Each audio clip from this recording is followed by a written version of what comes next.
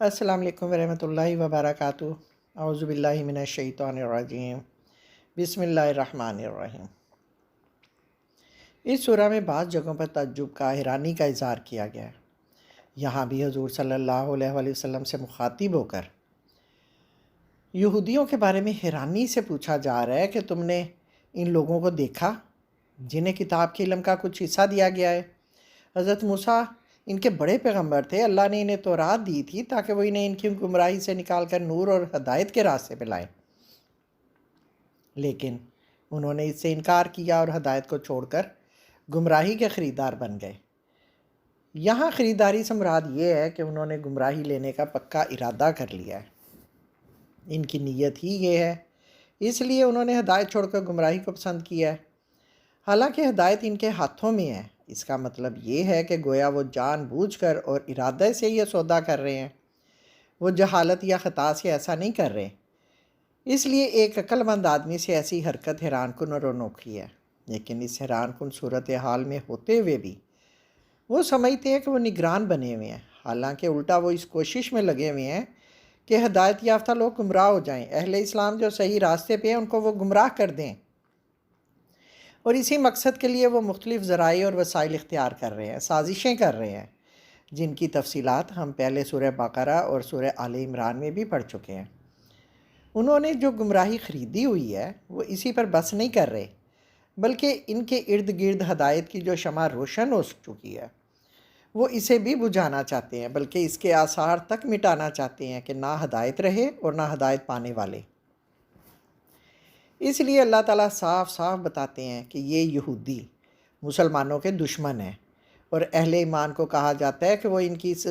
گھٹیا کوششوں کے مقابلے میں اللہ کی ہدایت اور نصرت پر ہی بھروسہ کریں۔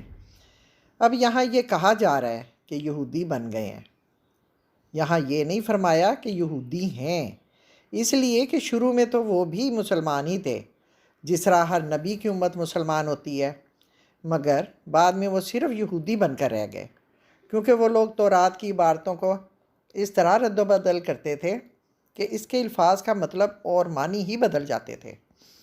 اور کچھ لوگ آپ صلی اللہ علیہ وآلہ وسلم کی مجلس میں آ کر باتیں سنتے اور باہر جا کر غلط طریقے سے بتاتے تھے۔ بات کچھ کہی جاتی تھی اور وہ اسے اپنی شرارت سے کچھ کا کچھ بنا کر لوگوں میں مشہور کرتے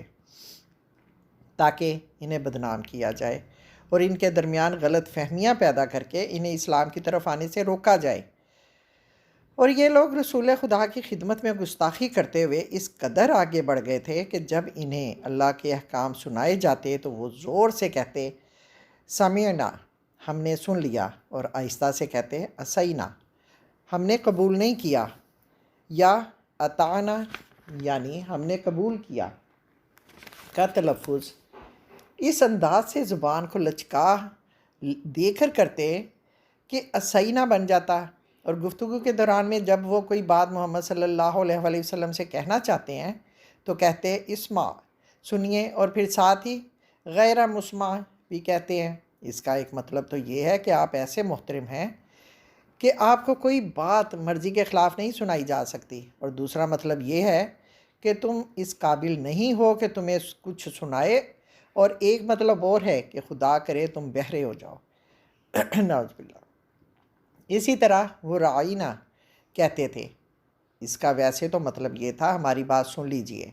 یا ذرا ہماری رعایت کیجئے، تو وہ زبان کو لچکا دے کر رعینا بھی بنا لیتے تھے، جس کے معنی ہے اے ہمارے چرواہے۔ یہ تھی یہودیوں کی بے شرمی، بے حیائی اور بے ادبی اور ہیر پھیر۔ اس لیے مسلمانوں کو حکم دیا گیا کہ تم اس لفظ کے استعمال سے پرہیز کرو اور اس کے بجائے انظرنا کہا کرو، یعنی ہماری طرف توجہ فرمائیے، یا ذرا ہمیں سمجھ لینے دیجئے۔ کہا جاتا ہے کہ اگر وہ سمینا و اطعنا اور واسمع اور وانظرنا کہتے، یعنی ہم نے سنا اور اطاعت کی، یا کہتے سنیے اور ذرا ہمارے یہاں انتظار کیجئے، تو یہ ان کے لیے بہتر ہوتا،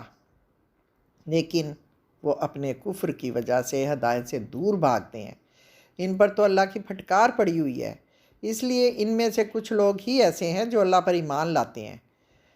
اور یہ تھوڑی تعداد ان لوگوں کی تھی جس کی قسمت میں اللہ نے بھلائی لکھ دی تھی کہ وہ راہ ہدایت پا لیں۔ اب ڈائریکٹ اہل کتاب کو پکارا گیا ہے، ان کو کہا جاتا ہے کہ تمہیں جو کتاب دی گئی ہے بے شک وہ تورات ہو یا انجیل، ان میں بھی وہی احکامات ہیں جو قرآن پاک میں موجود ہیں۔ قرآن پاک ان کتابوں کی تصدیق کر رہا ہے، اس لیے ان کے لیے ہدایت قبول کرنا کوئی انوکھی بات نہیں ہے، اس لیے کہ جس اللہ نے انہیں کتاب دی ہے وہی اب انہیں ایمان کی دعوت دے رہا ہے کہ اس کتاب پر ایمان لاؤ جو تمہارے پاس موجود کتاب کی تصدیق کر رہی ہے۔ لیکن یہودی اپنے کینہ اور انات کی وجہ سے ایمان نہیں لائے، ان کے مزاج میں اکڑ تھی۔ تورات نے ان کے لیے اکڑی ہوئی گردن رکھنے والی قوم کے الفاظ استعمال کیے ہیں۔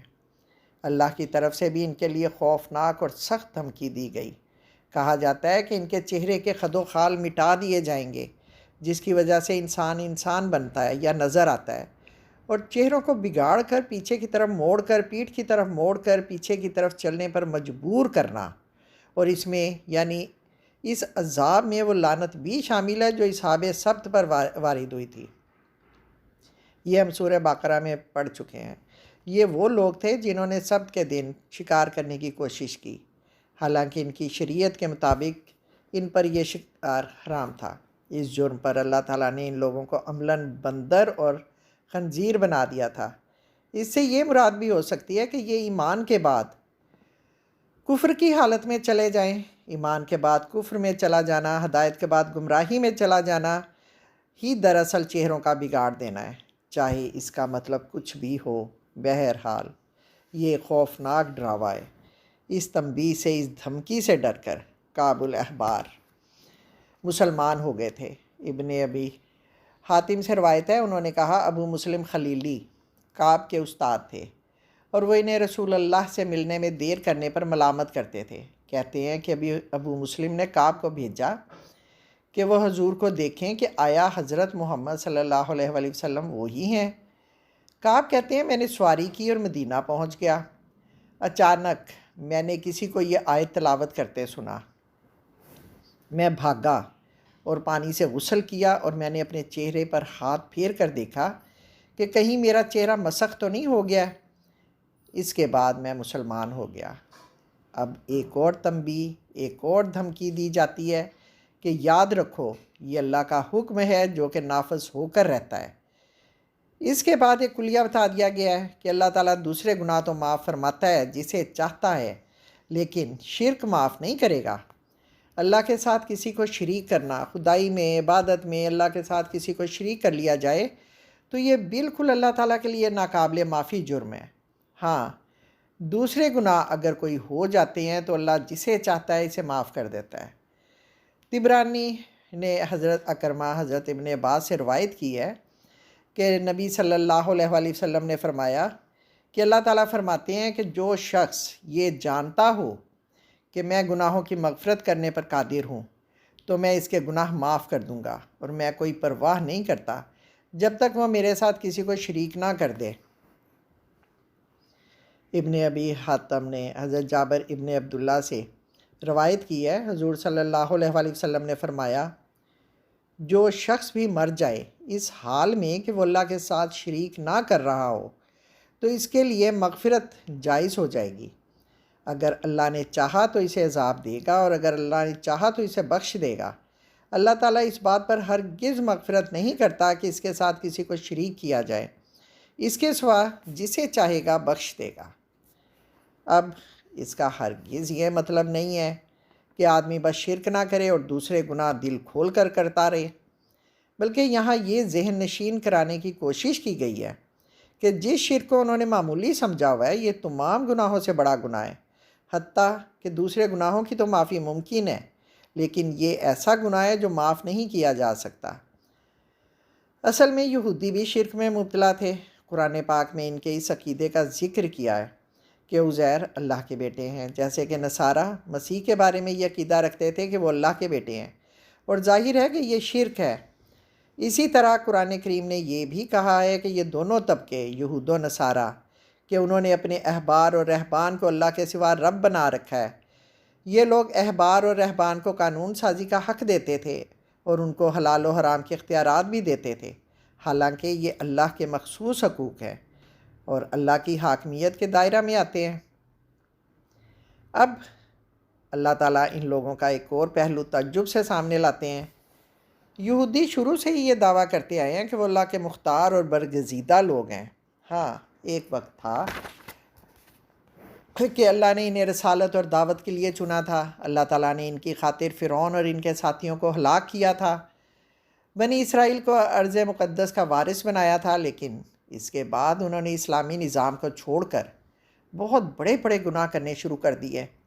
ان کے احبار اور علماء نے ان چیزوں کو حلال کر دیا جسے اللہ نے حرام کیا تھا، ان پر ان چیزوں کو حرام کر دیا جو اللہ نے حلال کی تھیں، اور یہ تبدیلیاں انہوں نے بادشاہوں اور شرفا کو خوش کرنے کے لیے کی تھیں، اور وہ اس غلط فہمی میں بھی مبتلا تھے کہ دوزخ کی آگ صرف چند دن انہیں چھوئے گی اور پھر ہم پاک ہو کر جنت میں جائیں گے۔ اسی لیے حیرت سے کہا جا رہا ہے کہ تم نے ان لوگوں کو دیکھا کہ یہ لوگ اب بھی اپنے آپ کو اللہ کی برگزیدہ قوم سمجھتے ہیں، اپنی تعریفیں کرتے ہیں، اپنی پاک دامنی کی کہانیاں سناتے ہیں۔ یہ کام لوگوں کا نہیں ہے کہ وہ میاں مٹھو بن کر اپنی پاک دامنی کا ڈھنڈورا پیٹیں اور یہ شہادت، یہ گواہی خود اپنے حق میں دیں کہ وہ نیک ہیں اور اللہ کے قریبی ہیں، بلکہ یہ کام تو اللہ کا ہے کہ وہ فیصلہ کرے کہ اللہ کے نزدیک پاک اور برگزیدہ کون ہے، اس لیے کہ وہ دلوں اور عملوں کو خوب جانتا ہے اور وہ لوگوں پر ذرا برابر بھی ظلم نہیں کرتا۔ ایسے موقع پر اللہ تعالیٰ خود تعجب سے حضور پاک صلی اللہ علیہ وآلہ وسلم کو متوجہ کر کے یہودیوں کے خلاف گواہی دیتے ہیں کہ وہ جو دعوے کر رہے ہیں کہ وہ برگزیدہ لوگ ہیں اور ان سے اللہ بہرحال راضی ہے، تو یہ لوگ اللہ پر تہمت لگاتے ہیں اور یہ ایک بہت بڑا گناہ کر رہے ہیں۔ اب ذرا ہم اپنے آپ پر غور کریں تو تقریباً ہمارا اور یہودیوں کا حال بالکل ایک جیسا ہے، جن کے حال پر اللہ اور رسول تعجب کرتے ہیں اور ان کے اس دعویٰ کو تہمت کہا گیا ہے۔ ہم بھی غلط کاموں کا جواز نکال لیتے ہیں کہ اگر اللہ چاہتا تو میں ایسا کر لیتی، اگر اللہ ہدایت دیتا تو یہ کر لیتی۔ ہمیں یہ یاد رکھنا چاہیے کہ اللہ کی کسی کے ساتھ کوئی رشتہ داری اور کوئی دوستی نہیں ہے۔ گناہ گار ہونے کے لیے یہی گناہ کافی ہے کہ اپنے گناہوں، اپنے غلط کاموں کا جواز بنا لیا جائے۔ ہماری دعا ہے کہ اللہ تعالیٰ ہمیں ہدایت دے، ہمیں سیدھے راستے پر چلنے کی توفیق عطا فرمائے اور دین کی سمجھ عطا فرمائے اور دین کے راستے میں آسانیاں فرمائے۔ آمین یا رب العالمین۔ فی امان اللہ۔